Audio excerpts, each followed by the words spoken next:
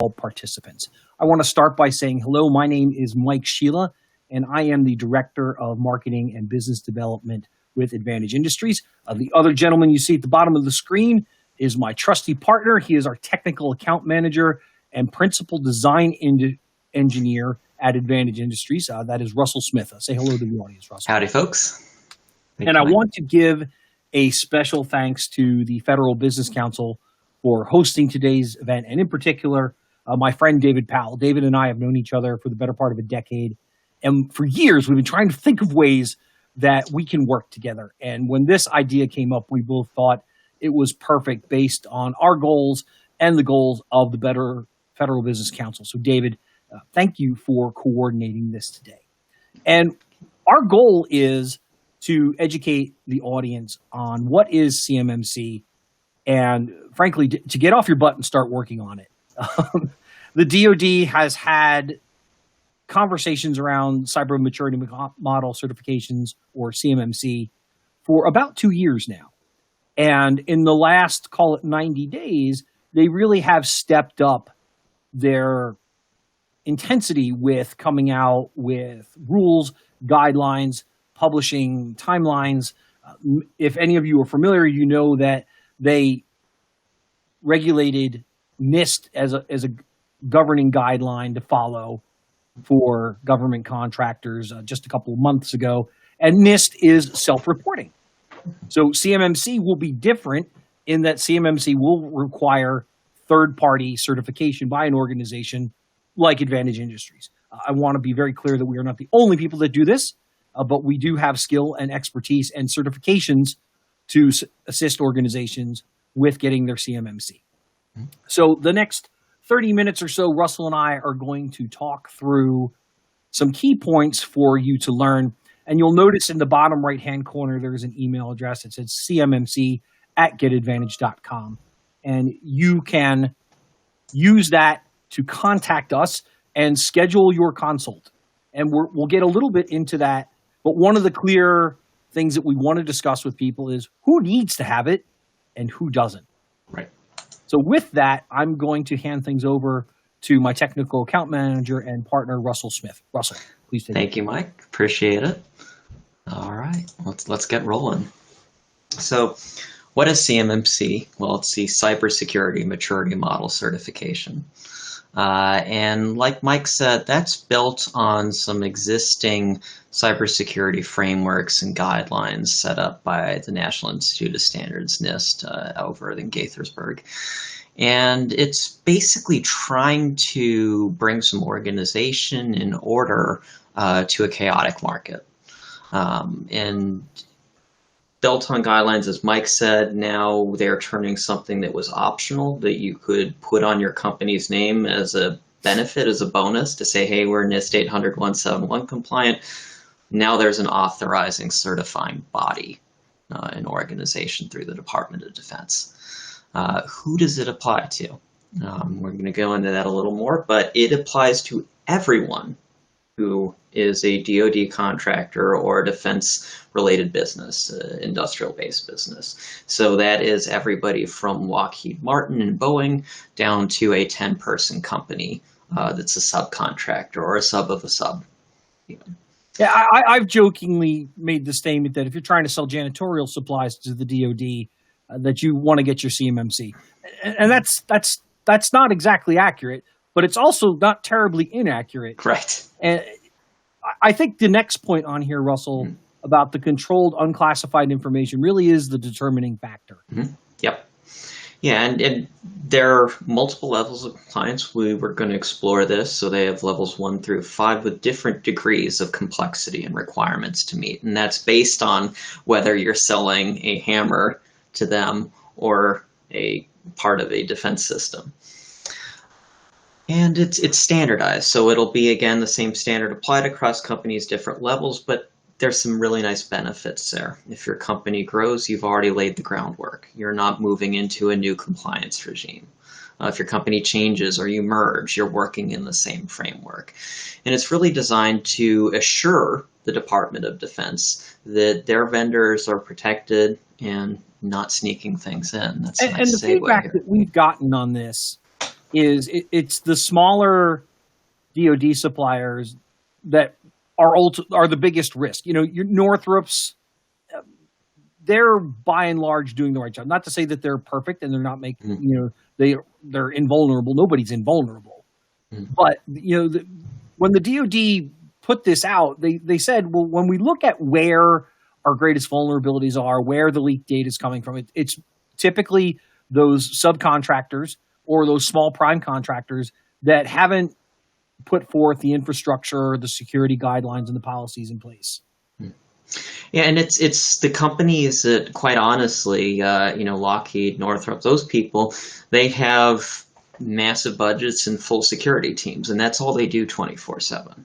And companies that are dealing with top secret or classified information, they've probably already done most of this work. It's the rest of us who touch on, or suppliers of suppliers, that are now being asked to step up. And why? Because like Mike said, what we've seen is that these are hacked, and so state agents, you know, other governments, other companies working on intellectual property theft will get into a subcontractor and use that computer system to then move higher up the chain.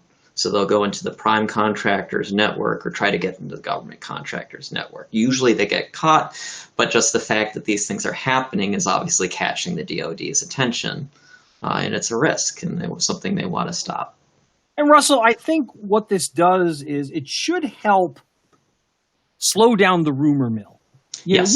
You and I have talked to a lot of government contractors that say, oh, well, I use the Microsoft suite, so I'm fine.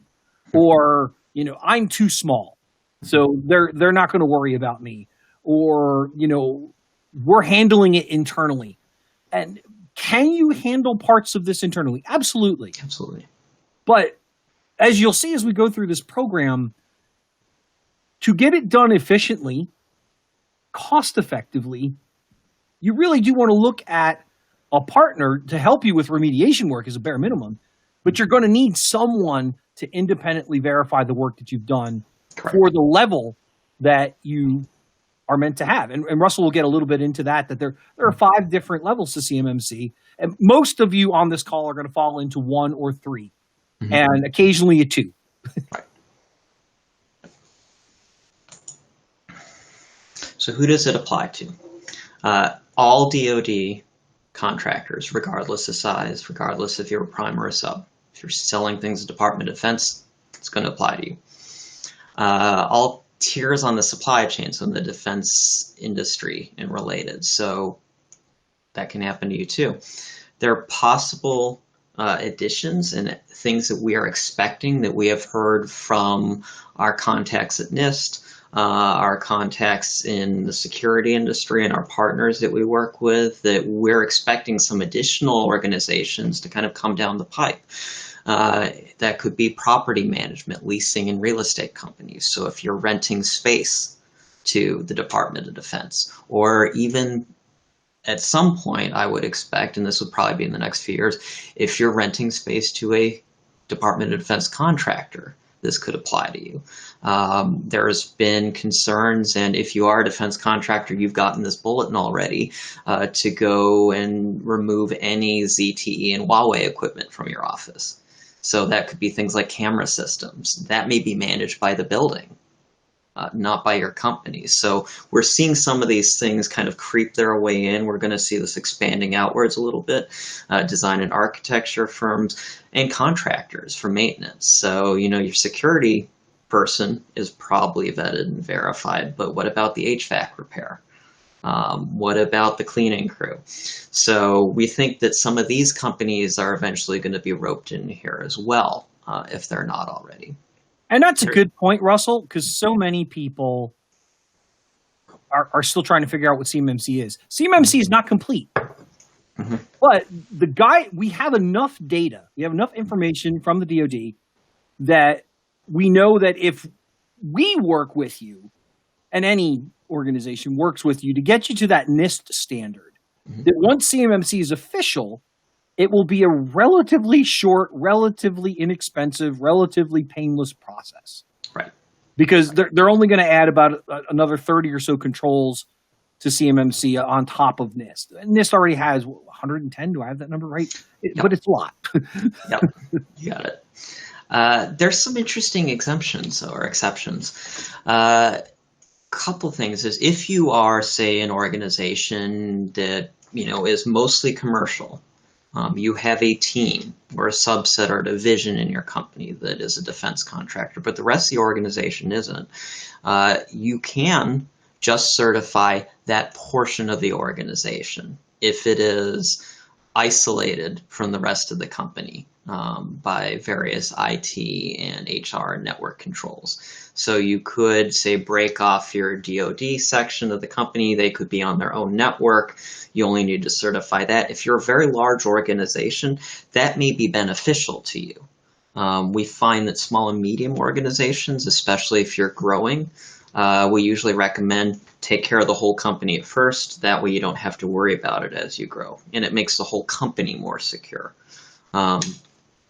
There are also potentials that, if you're a subcontractor and your staff is always at Northrop Grumman's offices and only on Northrop Grumman's computers, and their CUI never touches your network or systems, it's potential that you could be exempted as well. So this is something that, in that case, that's a discussion you want to have with your prime contractor. Otherwise, and I think that's probably most of us in this market. Otherwise, order the Defense Department directly.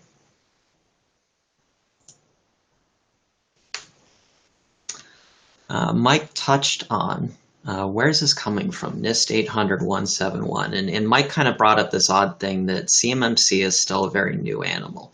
So we'll look at the timeline in a few slides, but draft guidelines didn't appear till February. They'll tell you January. They say it was January. It was February.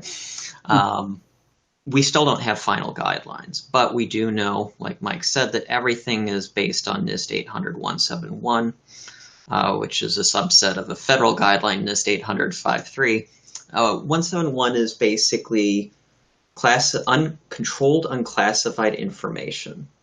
So this is stuff that the government doesn't want getting out, but it is not classified, it is not top secret. But it will be things like contracts, agreements, even things like where, if it's a supply chain issue, could be where fuel is stored, where gasoline is, things like that. So stuff that is sensitive information but not classified. And that's a good distinction because, again, so many people are looking at CMMC go, well, this doesn't apply to me. Right. And there's a really good chance that the DoD thinks it does. Right. They're also concerned because, you may not have classified information, but the prime contractor you work with probably does. And again, if your computer network is a risk, that puts the prime contractor's network and that classified information at risk. So security is a chain, we like to say. And so the government is really trying to address any potential weak links in the chain from the top to the bottom. One of the things we like, though, about NIST, it is also the basis for multiple compliance frameworks, PCI, HIPAA, ISO 2002. So we do have clients that, say, do a lot of work in Europe, or we have another with work in Australia. They're very interested in ISO certification. So we're able to sit there and say, hey, you can double dip. We're going to set up NIST 800-171. That's going to be for your CMMC compliance. Guess what? 80% of those things directly map to ISO controls. So you've already done 80% of the work. You want to get that additional certification. That's not a heavy lift at this point. PCI compliance, HIPAA compliance, if you're also in the medical industry, it's nice and gives some flexibility and some marketing benefits depending on what regions you're working in and what areas you're marketing to. Yeah, and Russell, that's a really good distinction because this program is going to give you some very sobering numbers about the kind of investment from a capital expense and a recurring expense that you're going to have to put into that. And as a marketing director, I would be foolish not to tell you that you should turn this into a revenue opportunity for your organization. If you can show the commercial world that you are following the DoD's guidelines for cybersecurity, that puts you head and shoulders above a lot of your competition. Absolutely. Now here are CMC levels. So what we've learned, and we've got some slides from the training we've done with the CMMC folks, where we've learned some, more about what type of levels we're looking at, how many companies will be in each level. So what we've learned is the vast majority of companies, in other words, over 90% of them, are going to be level 1 or 3. Level 1 is going to be companies with federal contract information but no CUI. So the government does not want, nor do you, I would assume, want details of your contracts getting out to the public. Nobody wants those leaked. That's been one of the recent hacker techniques is in ransomware is, people have good backups. I'm not going to threaten to erase your servers. I'm going to threaten to leak all your data onto the internet. So obviously the Defense Department is concerned about that. And so they want at least these level 1 companies to implement 17 control areas, we'll get into those, to help protect that data.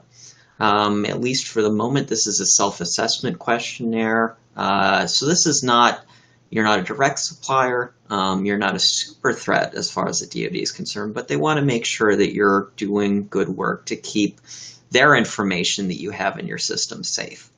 And this is a contract thing too. So if, good example of that, if you have a data breach and you're not doing these things, you're probably not likely to get another contract from the DoD or that prime.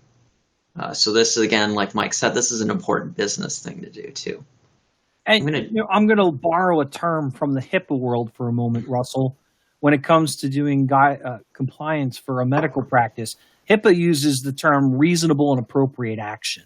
Correct. Can you show that you are putting your best efforts forward to protect your data and your client's data?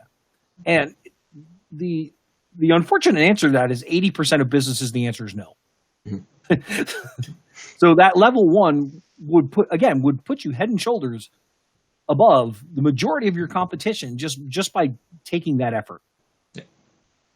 I'm going to jump ahead to level 3 because that's where most defense subcontractors are going to be. And this is going to be, I believe the DoD estimates were something like 45% or so are going to be level 1, 45% or so are going to be level 3. So that, those level 1s are probably the people selling hammers and the people cleaning the offices. Level 3 is going to be several of our clients. So they are supplying parts to the Navy for helicopters. They are, things of that type of nature. Now they deal with some classified data, but they also deal with a lot of stuff that falls under CUI. They're being asked to fall under this regime and required to do so now. That's going to be most of you probably on this call is level 3. That has 130 control areas, so there are 110 that come from that NIST 800-171. You remember, correct, Mike? They're going to add in 20. We've had those released. They are not finalized right now. That's going to happen sometime probably early next year. But in the meantime, you can immediately get started on the first 110 of those 130. They also, at level 3, require a third-party assessment and certification that you're compliant. So you are dealing with sensitive enough information. Government's not just going to take your word for it. They're not just going to make you fill out your own questionnaire. They are going to send somebody on site. It's going to be a contractor, but they're going to send somebody on site. They're going to visit your office. They're going to spend several days at your office, running scans on your network, interviewing your employees, collecting data. Before they issue that assessment certification. And within the next few years, you will not be allowed to bid on government contracts unless you have that certification. Now, it is a cumulative certification. So if you are level 3, you are also level 2 and 1. If you are level 4, you're also 1, 2, and 3. And government contracts, DoD contracts, will come out with what CMMC level you have to be to bid on this contract. And that's nice. You'll be able to see at a glance, Okay, level 1, I'm good. You'll also be able to see, boy, there are a lot of things that we could be doing. There are a lot of things that we could be selling for the government that require level 3. We're not level 3 yet. Now there's a good reason for us to get it. And for our listening audience, I got a preview of this a little earlier, so I know that Russell has a nice breakdown of what those are going to look like in the next couple of years. But Russell and I were talking with a client yesterday that is going through this process with us right now. And the original reason they came to us was they got a security questionnaire from a potential vendor. And they said, we went through it and answered no to everything. We literally weren't doing anything that they were requiring.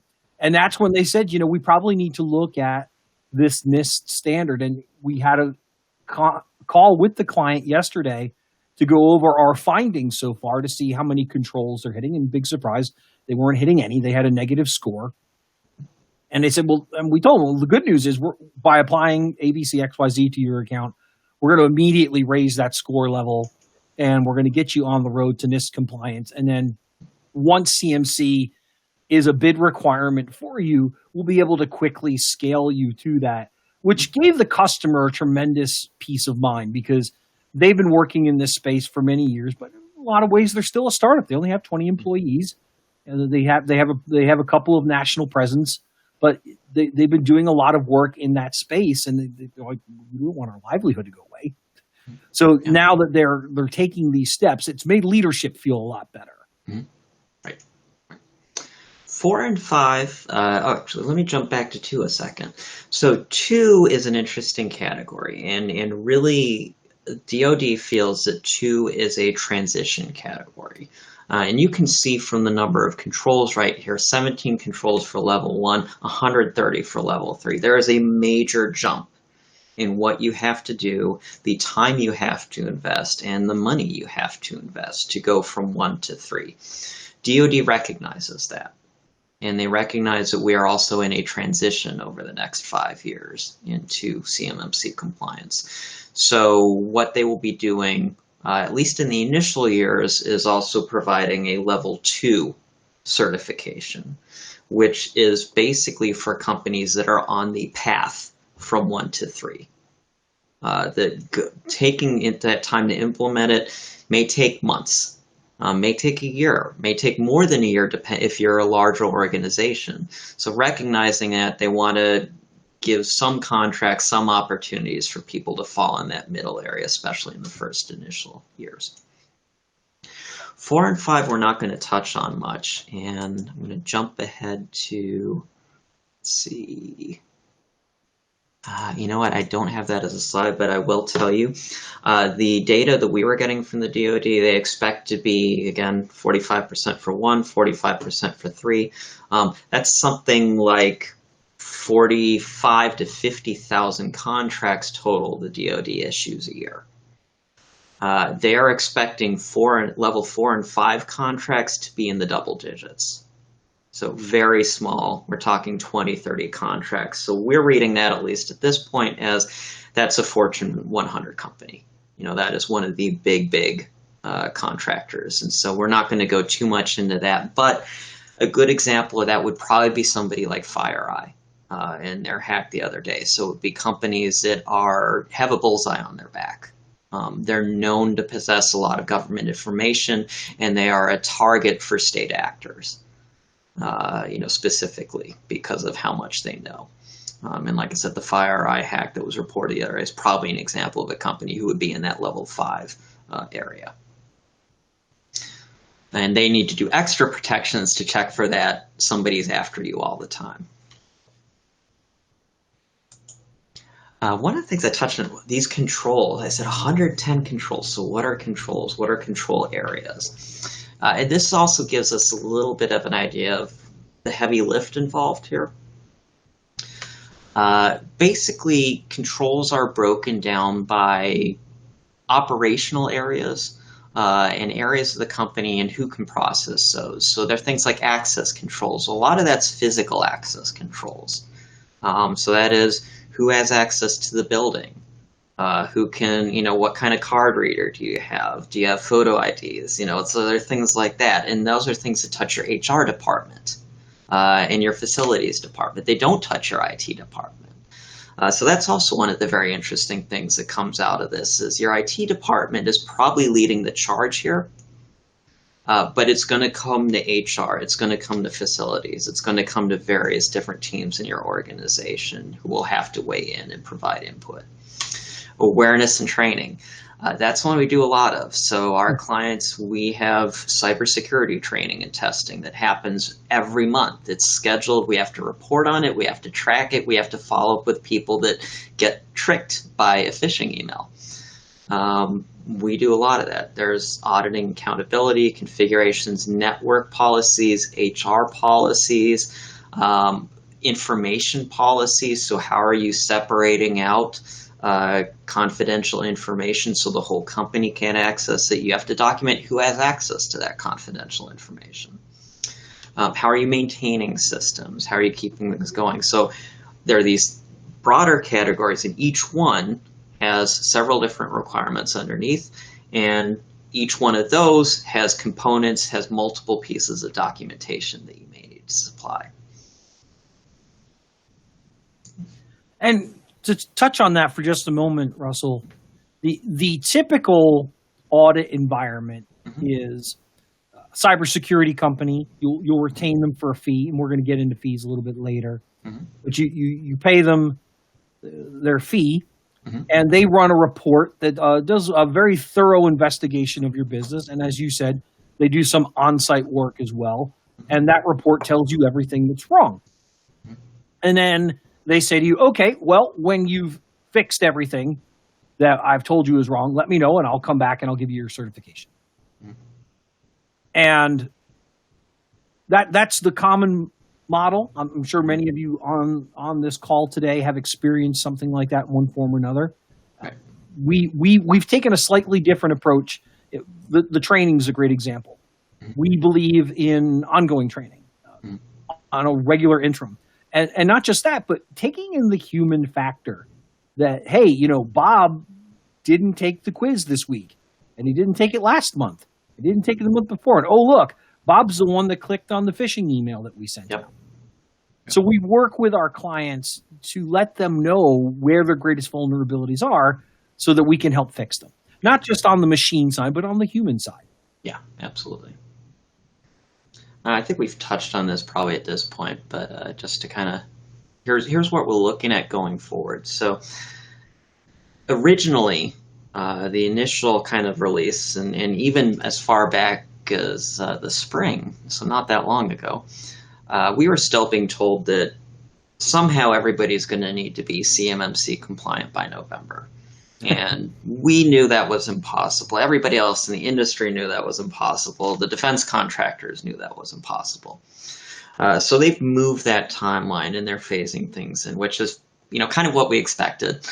So we had our draft guidelines in February. Only in the summer did they actually start registering and training companies that were certified by their government to come in and assist clients or to actually conduct certifications for the actual program. So that training didn't start till late September. So again, we're like, okay, this is not happening in November. Yeah, we jumped on it pretty quickly, and we just got our people certified.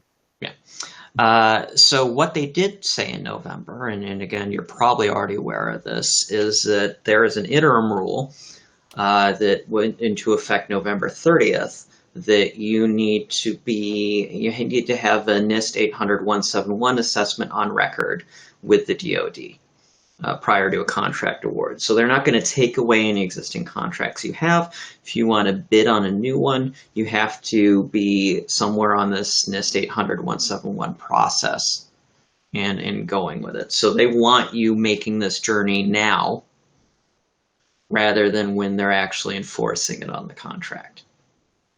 And we're telling people that 6 months is a good timeline. Certainly, it could be a little shorter. Certainly, it could be longer. But in short, if you signed up with us today, we would have you completed through the process right around June 1st. And that's a key decision factor for people to budget for 2021.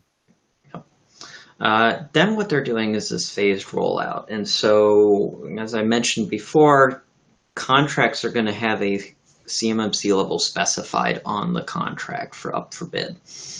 And they're going to be gradually increasing the number of contracts that applies to each year.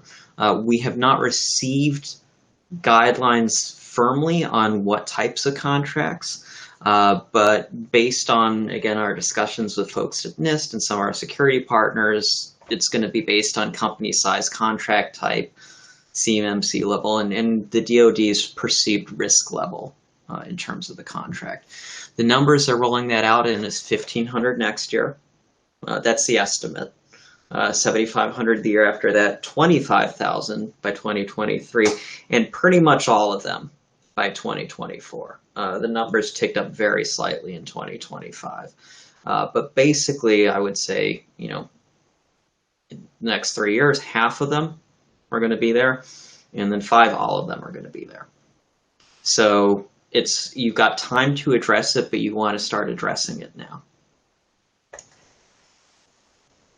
And a key distinction to make is the company that certifies you cannot do end to end. Right. And many of them don't do the remediation work. Mm-hmm. So actually, they can't, Mike. They are not allowed to do the remediation work. No. So Advantage has partnered with several organizations across the United States that we can provide you that end-to-end feel. Mm-hmm. We will bring in partners that are completely separate entities from Advantage Industries, so to save you in the process. And is the short answer, is to save you time, save you frustration, and people that we know have done the right things to get the right certifications and do the job properly. Mm-hmm. Yeah. So perfect segue. Here are our actors. Obviously, one of them is your organization. And this needs engagement from your organization. That is one of the most important things that we have to stress with our clients, is that even if you are bringing in someone like Advantage to work with you, there's going to be a good chunk of time that you need to allocate for your internal staff. Specifically, if you have a chief security officer, obviously a lot of their time, maybe your CTO or IT director. We're also going to need the HR department, facilities department, as I mentioned earlier. So you're going to need to allocate time for people. And we're talking, depending on the size of the organization, but it's usually dozens of hours. Now, it will be spread out over 6 months, so we can manage that time. We can coordinate that with you, so you're not ruining someone's 2 weeks. But, your IT department, your IT director may be spending, 40 or 80 hours on this, even with a third-party organization. Yeah, it's not simply signing off and handing it over to another organization. Yeah, so when you're doing you want to do your planning not just in terms of budget, but in terms of allocated resources. And somebody else, we can help you with that and help provide estimates. The second role is the Evaluator Pre-Assessor. Now, this could be done internally. There are tools to do so. I'm going to introduce a few of those in a little bit, and you can buy those yourself. It depends I think it depends on the capabilities of your IT department and the staffing. Because if you are taking this on yourself, now you're talking about a heck of a lot more hours that we've already added to the additional pool. And most of our clients, they have a chief security officer who is coordinating things, project managing things, but in terms of actually doing the legwork to run network vulnerability scans, collect documentation, interview people in various departments, assemble the reports, run scans again. That's a whole nother job for that person. And they probably don't have the time for that. So you could hire somebody, or you can bring in a partner to help you. Then there's the RPO, or the Registered Provider Organization. Advantage is one of those. So this is a third-party registered advisor with the DoD that we have gone through specific training our staff has gone through specific training on CMMC compliance, what it looks like, how to achieve it, what tools you need, what to look out for, how best practices. So we've had that training. You want to look for that. And later on in the document, I've got some links for you. We'll make sure people can get this PowerPoint. But there is a directory that the government runs. We are on there, and you can look for all kinds of other RPOs depending on your region and find one near you as well. So they're really the guide. So in our case, we're the guide, but we're also the hands. We're working most of the labor putting this together. But there are different types of contracts. We've seen many different examples. There may be an organization that, they're just more the guide or the project manager, and your own internal IT staff is carrying out the bulk of the labor. Excuse me a second, I'm going to sneeze. So, Mike, if you want to jump in. Yeah, and the important thing to work on for you as a business leader is selecting a vendor and understanding which parts they will and won't do for you. Mm-hmm. Mm-hmm. Yes. And then there's that last part, which is the C3PAO. And I'm a huge nerd, so is Mike, so I want to call it C3PO. But that is the third party assessor and certifier organization. So that we are not one. Actually, that cannot be your IT department.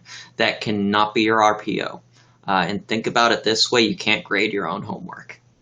And that's really what it is. So the DoD wants to send a third-party company that has not touched your systems, doesn't know you, to come in, and they're going to run through this same kind of evaluation assessment, but it's going to be tied to the certification.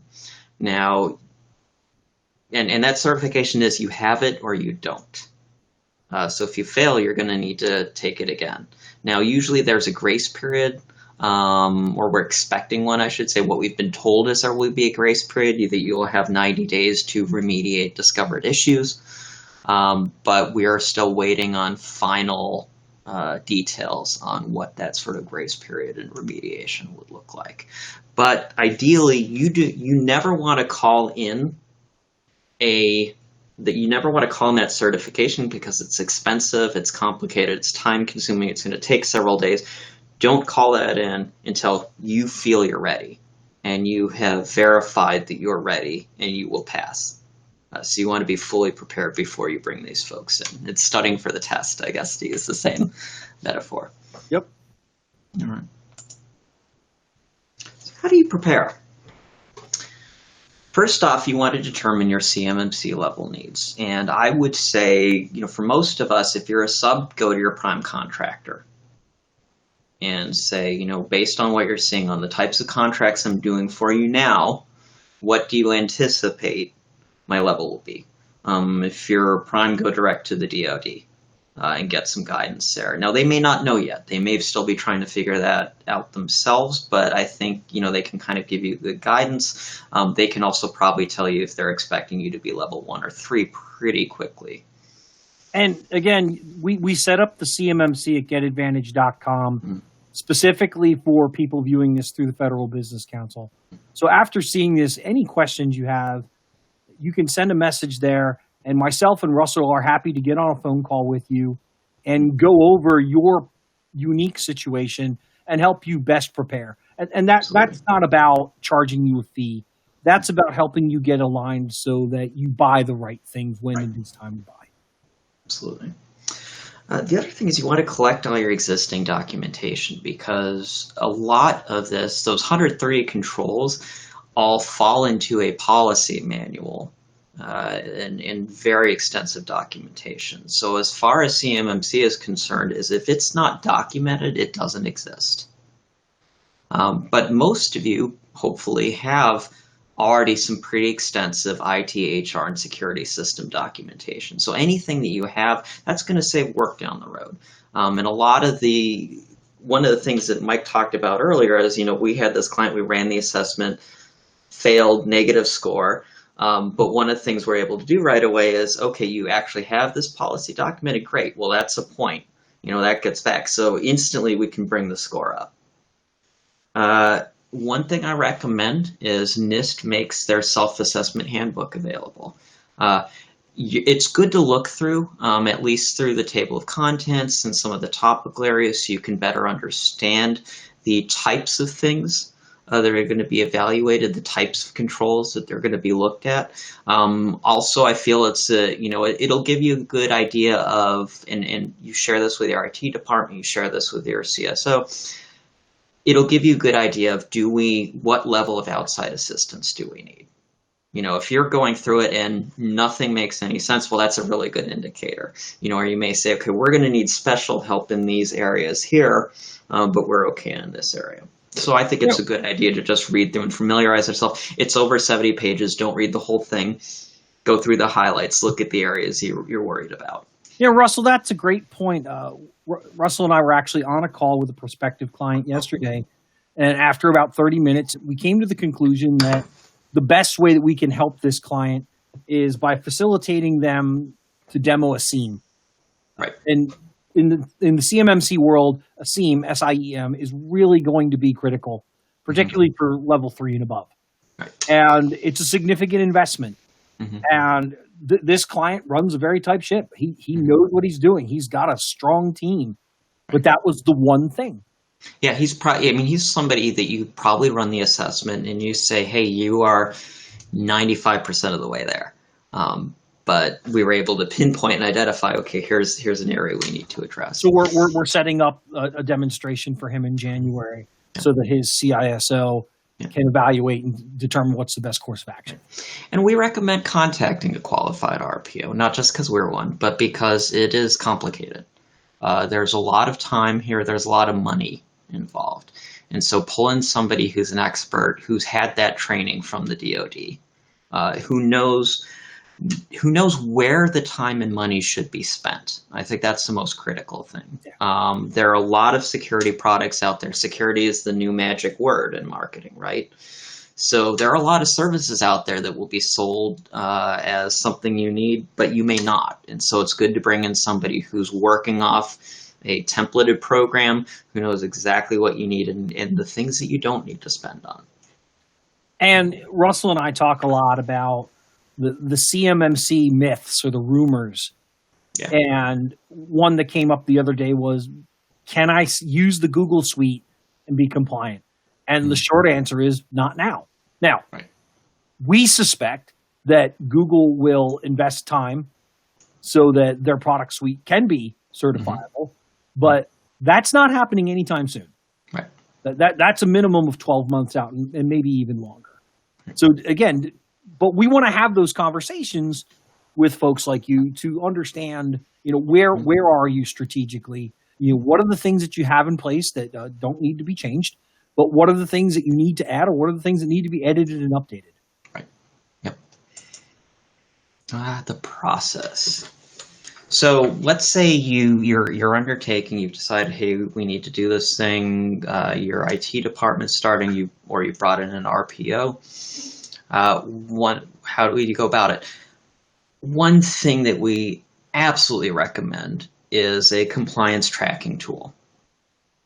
As you saw, there are over 100 controls, each with subsets. And many of those controls may have pages of documentation across different departments and divisions in your company. Having a tool that is built on NIST 800-171 and is adding CMMC tools is critical. It's really, you got to keep yourself organized. And just to show you kind of what that looks like, here's an initial scan. And here's a score of negative 198. Which is very common. Done. That's very common. But that just kind of shows you the scope of the things that you'll need to do. We're tracking, it's hard to see here, but 333 items in their plan of action that need to be implemented. in order to be CMMC compliant. So unless you want to go crazy with Excel spreadsheets, adding a tool that will help you with that process and where you can import documents and data is very key. The state of Maryland, if you are participating in their CMMC Compliance Assistant program, which I'll talk about in a minute, they actually require you to use our favorite tool, FutureFeed. You cannot get a grant from the state of Maryland without using a tool like this.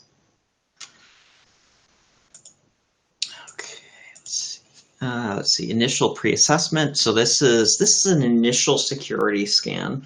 It's going to cover the IT stuff. So we're going to run simulated attacks on your network, look for open ports, firewall issues, unpatched systems, out-of-date operating systems. Mike and I can tell you we've gone in and done assessments and discovered that the client had literally 20 servers that were no longer being patched or supported by Microsoft. And, the discussion at that point was nothing we can do will get you compliant until we address this issue. So we run those initial scans. We import that into our FutureFeed, into our compliance tool, and that starts preparing a plan of action in milestones, or a POAM. This is also your budget planner.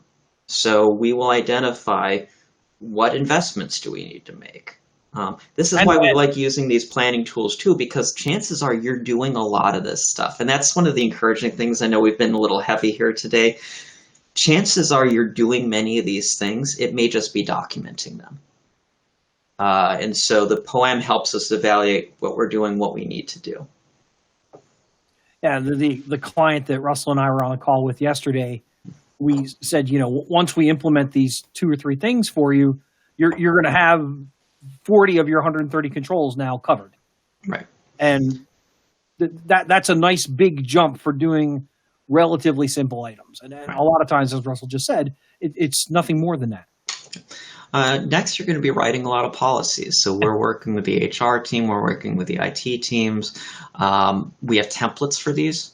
Most RPOs that I think you'd work with and many IT companies are going to have templates for NIST 800-71 policies. So your HR person will not need to write everything. It's us sitting down and saying, okay, well, we're going to set a password expiration policy of, do you want 60 or 90 days? And have that discussion and document it, that kind of thing. Implementation of required controls. So this can be little, this can be big. It depends on what you have in place. So, often it's little things like a password policy. Hey, we need to make our passwords longer and more complex. That takes 15 minutes if you have an Active Directory server. But it may be something more complicated. You may identify that you need to upgrade your firewalls, or you need to add a system event monitoring tool like Mike mentioned. So this could be stuff that's very low-hanging fruit and quick. This could be stuff that takes a few months to implement. And that's kind of why Mike puts out that 6-month timeline. And the Google example I gave earlier, I had a call with a gentleman that owns a government contracting business in Catonsville, Maryland, just a few weeks ago. And he said, yeah, I know I have to move to Microsoft, but until I'm forced to do it, I'm not going to make the investment because it's going to be very disruptive to my business because they're using the G Suite now. Right. And a mail migration to Mike's point, is something you're going to want to take time to plan out and do right. It's probably a month to do that project and plan it correctly so it's not disruptive to your staff. Then when you think you've got everything ready, when you've looked at your FutureFeed and it's saying, hey, you've completed it isn't 3033 anymore, it's 0 remaining, and you're confident, your IT team or your RPO is going to run another scan, basically another assessment scan, make sure that we identified, remediated every issue. Once that's passed, once your FutureFeed is full, you're going to schedule your actual certification. And again, here's a link. There is nobody there yet. Nobody is an official certified organization yet. So that's going to be happening early next year. When they are there, you'll be able to go to this website to find those certifying bodies. Your RPO should be able to point you to a few they work with too. Initially, it may only be one estate, though that is being planned to ramp out. And again, at Advantage, we have strategically partnered with several organizations across the U.S. that is their goal. Mm-hmm. They don't want to do the RPO piece. They want to be the assessors. And so we're natural business partners. Costs. I'm sure people are worried about this and wondering about it. It's not cheap. Now, this is mostly looking at level 3 companies. Level 1 is much cheaper and easier to implement. It's a lot of smaller controls, easier things to turn on. Do you have a firewall? Do you have a password policy? Level 3 is asking for much more complicated systems and real-time monitoring. So your pre-assessment, there are a couple models. The common model, like Mike said, is a one and done. We come in, we generate a report. Here is 300 pages. Give it to your IT department or your IT provider to fix everything. We tend to do the opposite. We do a contract, so you'll sign up for 3 years. We do all of that. We do all the remediation, and then we do the ongoing maintenance, because that is a very absolute component of CMMC compliances, that you are conducting regular testing once a month or more. You are testing your staff. You're sending reports. You're monitoring data 24/7 and what's happening on the network. So we would continue doing that. So you'll see a different model. Like I said, shop around. Find out what works best for you. Remediation, again, it's very variable, like I talked about. It could be one little thing or a few little things. You could have months of work. So I don't want to price that out. It really depends on what you already have in place and the size of your organization. But, just a quick barometer. If you're on the Microsoft suite, you're ahead of the game. Right. It doesn't solve all your problems, but it does solve a bunch of them. Right. Do you already have a SIEM? Are you already working with SecureWorks or Alien Vault or one of the other well-known brands out there? Okay, well, you're ahead of the game. Probably need some configurations and some changes. Right. But, those are the questions that are going to really drive what the overall costs are going to be. Russell made the comment about the client that we scanned and had 20 servers that needed to be replaced. I'm guessing most of you don't have that many, but there may be 1 or 2 or 3. Mm-hmm. And, that's a capital expense. That's something that needs to be considered. How many laptops are on your network? How many wireless access points? How many devices require firmware updates? Mm-hmm. All of those things are going to come from the report, but will be factors in what's the capital expense above and beyond the assessment fee. All right, and thank you. We got our warning a few minutes ago. All right, we're almost out of time. The SIEM, Mike mentioned that. We list that as a major expense. That is a security information event management tool. That is a real-time monitoring tool. So it goes beyond antivirus. It will look for all kinds of logging from your network. Incorrect passwords being used, compromised accounts. It can't even be flows of data. So it can help identify intellectual property theft as somebody downloading large amounts of files all of a sudden. And the Defense Department is requiring this for level 3. It's very expensive software. And then you also have labor to monitor and manage it. So who is responding to an alert at 2 a.m. in the morning? There are outsourced NOC services or network operations services. There are big players like Dell SecureWorks, AT&T Alien Vault, several others out there. We're happy to help you find one. And I think most of the RPOs are IT companies who talk to you. They know most of these players. They'll help you find one, find the right software and the right labor to monitor and manage it.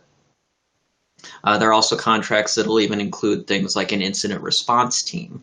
So if you do have a data breach, SecureWorks will send staff to your office to help clean that up, document, identify what happened, and write reports for you. So there's some very cool companies and tools out there.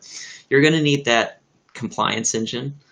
Future feed, it's going to be about $5,000 a year. But like I said, it's state of Maryland won't even give you a grant for this unless you're using a tool like that. And we find it's very valuable. The amount of labor and time and mismanaged labor it can save is valuable.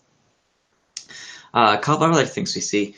Everything we've been told says you're going to need to have a Windows Active Directory. That Doesn't have to be in an on-premises server. That could be in a server in the cloud. That could be, a Windows server in AWS. It could be Azure AD. But you're going to need something that is a policy management, password management, user management across your organization. You can't just have people sign in using the same login on a unmanaged computer. You're going to need something to do single sign-on and two-factor authentication. So, that's not just putting in your password, but entering a code from your phone. Those tools aren't very expensive. Patch management, antivirus, anti-malware. So patch management, keeping your systems up to date. And then there's the assessment cost. That's the final certification. We don't know the pricing on that. Nobody's certified yet to do that work, but we're expecting it's going to be similar to these pre-assessment costs. Now, we pulled these pre-assessment costs from the state of Maryland and their grants program. This is what they're seeing in the industry for 2020. So I think it's a good ballpark figure. But, okay, so we've laid a lot on you. Oh my gosh, this is expensive. There's a lot of work. What do we do? There's a lot of assistance available. I skipped a slide. All right. So let's see. Yes. So several assistance and resources available here. There is, of course, the CMMC Wayne website that has program overviews, updates. It has the self-assessment guides to kind of get you on that journey. If you're a level 1, that may be all you need, giving that to your IT department. There is certification body, the NIST Manufacturing Extension Partnership. This is a program that's been around several years to help manufacturers do business in the U.S. and compete internationally. It's been extended to defense contractors who need CMMC compliance. So State of Maryland is a great example. They have a really nice program they set up where they will provide grant assistance for the pre-assessment and for remediation. So if you need to go buy that SEAM tool, there are grants available to help you do that. And here are the links. Virginia, I like their branding. They make it a little fancier, so they're the Gen Edge. You can go to that link if you're in Virginia. So most states will have one. If you look at this main website here for CMMC, or the MEP, Center's Quick List, that'll show you where the center is in your state, who can help you with this stuff. They'll also provide, even if they're not providing a grant, they're going to provide a lot of hand-holding and training and be able to answer a lot of questions. They're a good, neutral third party to go to sort of say, hey, I've heard this from a vendor. Is that true? Can I check it with you? They're very nice folks. I love the Maryland ones. Very happy to help out at all levels. So I do encourage you to look for that, and then your local IT company. And our parting comment here, and again, thank you, Federal Business Council. Thank you, David Powell. Thank you, Lindsay, for hosting us today. We want to be a resource to you. Yes, absolutely, we want you to buy from us. But that's not a prerequisite to talk to us. Russell and I have conversations like this almost every day with prospective clients, just identifying what they need. And hopefully you got a lot of value out of the work that Russell put into putting this presentation together today. And we invite you to contact us, schedule 30 minutes just to talk. Mm-hmm. Tell us what your situation is, what obstacles you see, and we're going to do our best to help you. And if that means signing an agreement with us, great. But if that means referring you to one of our many business partners, we do that every day. Because it's the best way to serve the community. So thank you again, everyone, for your time. And Russell, fabulous presentation. Thank you for the hard work. Thank you, everybody. Really appreciate it. And David, or if you'd like to chime in and wrap us up. Thanks, everyone, for being here. And really appreciate Mike and Russell for your presentation. And if anyone does have any interest in following up, and I'm sure you will, please contact Mike or contact Russell. And if you have any difficulty getting in touch with either of them, please contact me. I'll put you in touch. Thanks again for being here. And we really appreciate your time. And hopefully you got everything you needed for today. We'll talk to you soon. Thank you. Thank you all very much.